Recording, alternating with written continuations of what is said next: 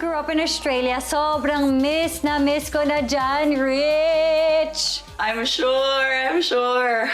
I haven't gone to Australia. I've never been. So excited din akong makiikot. Kasama syempre ang mga Mars at Pars natin today. Kaya Mars Rich, ipasyal mo na kami.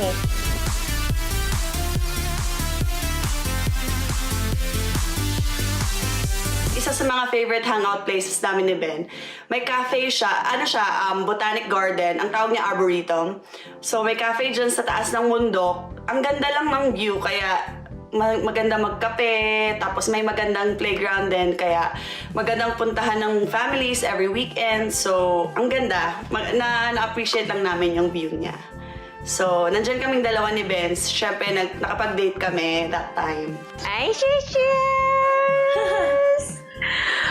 Paano yun? So when you guys have a date, paano si Bella? Yun na nga, iniiwan sa friends or minsan kung walang work yung in-laws ko sa kanila. Ito naman, Meron din siyang part doon sa Arboretum na may mga bonsai collection. So, parang, yeah, it's nice to know yung mga different species of trees or ganon. Alam mo, Mars, can I just say na mukha kang legit na Australiana na? Totoo yung ba? Yung aurahan mo. Napakalamig kaya. Mars, di ba? Yung itsura ni Rich, parang talagang Australiana na yung ano niya, yung makeup niya, yung buhok na gulo-gulo, May ganon. eyeliner, ganyan. Parang legit local ka na dyan, Mars, in fairness. look at the autumn leaves, Mars! Yeah, Kita-kita autumn mo na kasi ngayon autumn kasi dito. nga nagbabagsakan lahat ng mga leaves. Totoo. Tapos yun sa labas, may makikita ka lang magandang birds kahit saan. Cockatoos, that's the cockatoos.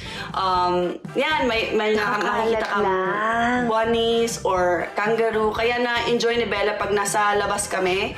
Kasi ang dami niyang nakikita. Nature, very nice. Tapos hindi nyo na kailangan mag-mask dyan, no? No, actually sa totoo lang, never namin naranasan mag-mask dito. Walang mandatory wearing of a mask dito.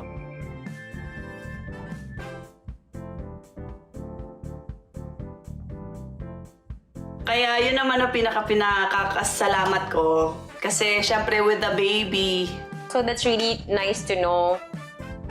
So ito naman, kasi ang Canberra, actually, ang capital ng Australia. So, nandun yung mga embassy. Tapos, pag pumunta ka doon, ang sarap lang pasyalan, mag-drive around ka lang doon kasi pabonggahan sila ng designs. So, nandun din yung Parliament House, ganon. So, wala. Yun lang yung makikita ko sa Canberra. It's Mars, it's actually very quiet in Canberra. Ito naman yung Philippine Embassy naman. So, nung first date namin ni Ben, tinanong niya ako, do you know what's the capital of Australia? Siyempre sabi ko, akala ko Sydney or Melbourne. Yun pala Canberra. Wala masyado nakakaalam nun, kahit ako. This is the War Memorial. So, parang may museum sa loob. Ito naman, Mount Ainslie. So, marami kang mapupuntahang parks or like recreational areas. So, dito, ang daming taong nag-hike dyan. Ayun, that day, akala ko magdadrive kami paakyat. Yun pala, pinaakyat ako ni Ben. Nag-hike kami. Hulas eh! Nahulas ka ba? Hindi yun na nga eh. Hindi ako nakapag-ready. Tapos dun sa taas, makikita mo yung buong Minsan Canberra. talaga kapag yung mga lalaki, hindi nila tayo binibrief ng maayos eh. Hindi tuloy tayo nakapaghanda. Yes. Correct. So makikita mo dyan sa taas ng bundok, makikita mo yung buong Canberra. Wow! Peaceful lang talaga dito. Ang tahimik lang. Pag may family ka, okay siguro. Pero pag siguro mag-isa ka, baka mabobore ka kasi wala masyadong magagawa. Pero yun naman, may baby kami. So siya yung nagpapasaya sa amin. Are you guys considering, Rich, moving to any other part of Australia? Ang lamig dito sa Canberra.